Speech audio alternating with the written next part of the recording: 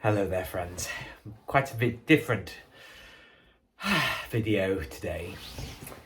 It's not necessarily going to be about any particular subject, but as you'll see, I'm on my bed in the sleeveless t-shirt, in the singlet, and my famous green jacket in the background there. Oh, it's been quite a day. It's Friday, so it's therapy day. And I still haven't come down from it, actually. We're complicated as human beings. For me, I found it extraordinarily difficult to keep on an even keel. I found life very, very confusing because I've been around a huge amount of people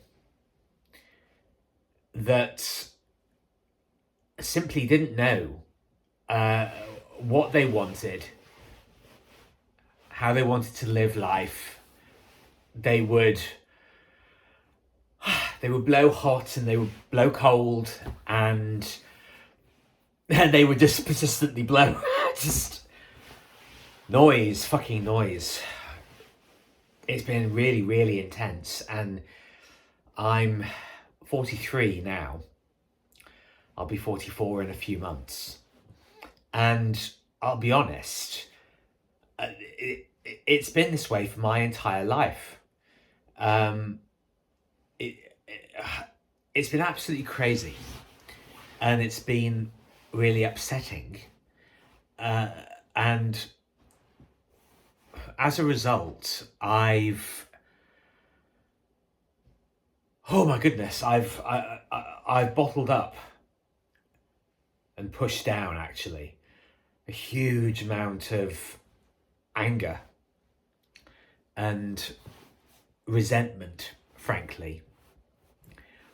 And just before I started recording this, I did think to myself, well, it's no wonder that when I was drinking alcohol on a regular basis, a bottle a day, 2 bottles a day, it was getting to the point before I most recently gave up that in a single day I was getting into a 3rd bottle. Not very often into the 3rd, but easily 1, really easily. Easily into the 2nd and finishing the 2nd, and doing enormous harm, actually, to myself. I'm realizing that it's not easy, but essential that you feel good about yourself, that you want good things for yourself, and that you don't lessen your standards, that you focus on the fact that, my catchphrase, it is your life. And to be honest, I find that really difficult to acknowledge, even when I'm planning what I want to do with my life. I am constantly, and I'm not exaggerating, constantly thinking about how it's going to impact others, how it's going to work for them. I actually think about them more than I do about me. And I know that I recorded a video fairly recently saying, oh, maybe we got selfishness wrong. You know, what is it to be selfish?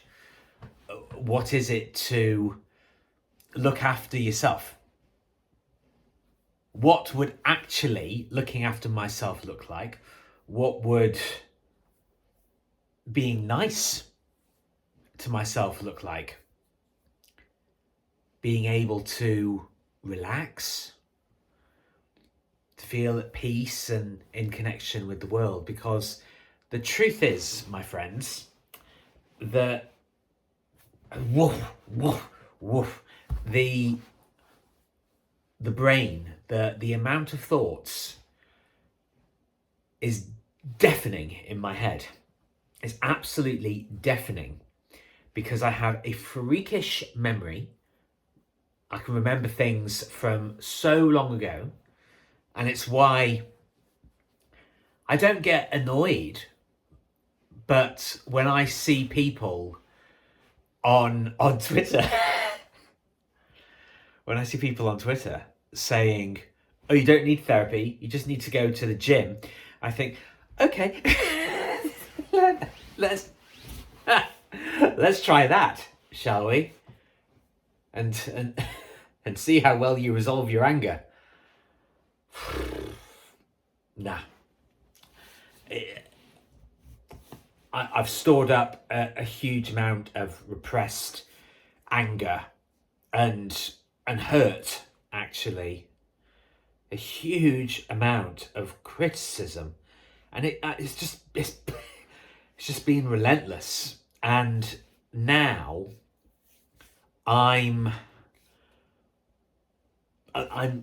toute seul, you know. I'm completely on my own, and I need it. Need it. I absolutely need it to decide what I want to do and how I want to do it. Because there's been so much noise in my life. I cannot tell you how much noise there's been, how much chaos and struggle.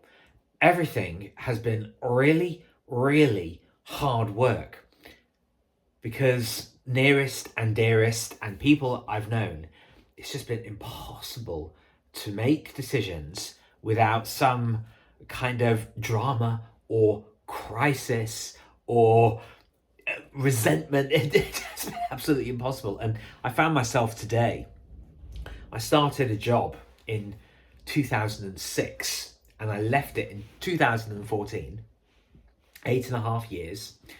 And there was one, I mean, there were loads of unpleasant people, God, but there was one very close colleague who was an absolute bitch.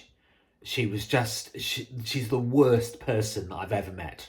I'm not joking. She's the worst person I've ever met. Rude, hostile, incredibly patronizing and difficult to work with. And 8.5 years I worked with this, oh my God, this just monstrous beast of a human being. I can't believe I actually did it. And funnily enough, I'm actually proud of myself, but I do at the same time, which my therapist was asking me as well. Because believe me, I've asked the question and he asked the question today. Well, Martin, why did you stay so long? and it's, I think there are a lot of reasons, but it's going to take a long time to really hammer down why on earth I did that. Because again, like I've been talking about my relationship enormously recently, the split, I keep calling it, red flags in the beginning of that, massive red flags at the beginning of this particular job. And what I've actually uncovered, and I'm talking about me here, but I think that this is a big problem. What I've uncovered in myself is a huge amount of desperation, a huge rush, trying to prove a point, trying to do the right thing, and I've imprisoned myself with things that aren't real, of expectations that I thought were on me that weren't. you've got to be living your life. You've got to be, you've got to treat yourself well. And I don't think we know how to do it.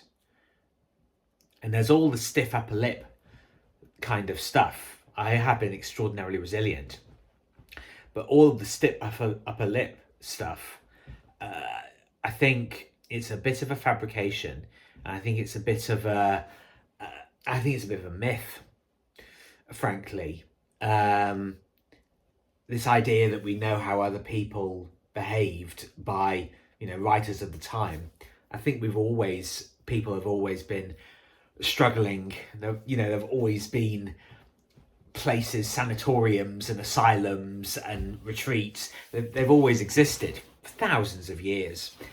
Basically, people trying to sort themselves out. And I know that I'm on a really fantastic path at the moment, but like my walk to therapy today, there's a really, really impressive forest that I pass on the way, and normally I'll circle around it, but today, because it's very, very, very steep and quite treacherous, and today I decided to go down the steepest path to the bottom, and I found it quite exciting, but that's kind of, it sort of summarizes the path that I'm on, frankly. Because I know that I've buried a lot of discomfort and dissatisfaction and disappointment. I've buried a huge amount of it down, and it's all the way down. And in the therapy sessions now, I always cry and get it out. And I said to my therapist, "Are there any more tears to cry? I could raise the Titanic."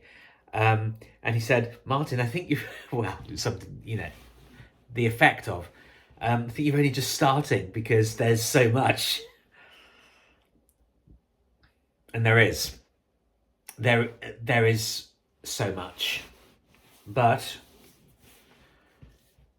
it's step by step, stage by stage, level by level, and I will part with saying that learn to be kind to yourself. Learn to value yourself, rate yourself more highly than you do. Because in the immortal words of Martin Francis Pavey, it is your life.